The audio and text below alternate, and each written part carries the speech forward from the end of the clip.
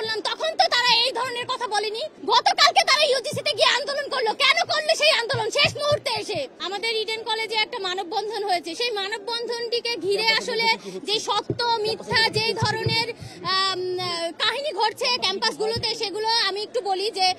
যে মানববন্ধনটা হয়েছিল সেই মানববন্ধনে আমাদের মেয়েদেরকে পরীক্ষা ছিল, পরীক্ষার হল থেকে তাদেরকে বলছে যে তোমাদের পরীক্ষায় পাশ করিয়ে দিব, তোমরা মানববন্ধনে যাও। কই এতদিন যখন আমরা আন্দোলন করলাম তখন তো তারা এই ধরনের কথা বলেনি।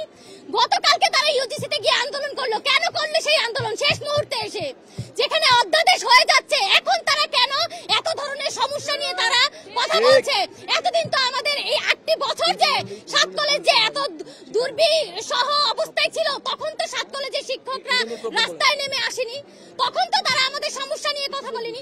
এখন তারা কেন ইউজিসিতে গিয়ে আন্দোলন করছে আমাদের অধ্যাদেশের সময় এসে? তারা ক্যাম্পাসগুলোতে শিক্ষার্থীদের বলছে তোমাদেরকে বিশ্ববিদ্যালয়ের অধিভুক্ত করছে, তোমাদের ন্যাশনালি নিয়ে যাবে, হবে না যে শেষমেশ শিক্ষার্থীদেরকে বলছে যে তোমাদের পরীক্ষায় পাশ করিয়ে দিব, তোমাদের নেক্সটে যদি কোনো আন্দোলনে দেখি তাহলে তোমাদের মার্ক করে করে ভাইবাতে তোমরা কিভাবে পাশ করো, তোমরা কিভাবে ইডেন কলেজ থেকে বের হও আমরা দেখে ছাড়বো।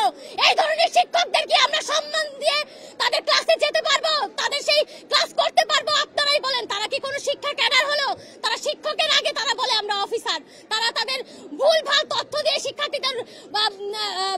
শিক্ষার্থীদের মধ্যে বিরোধপূর্ণ সব তৈরি করে তারা আন্দোলনে নামিয়ে দেয়। এর বিরুদ্ধে আমরা সোচ্চার থাকবো। এখন কথা বলবে বদরুন্নেসা কলেজ থেকে ইমু।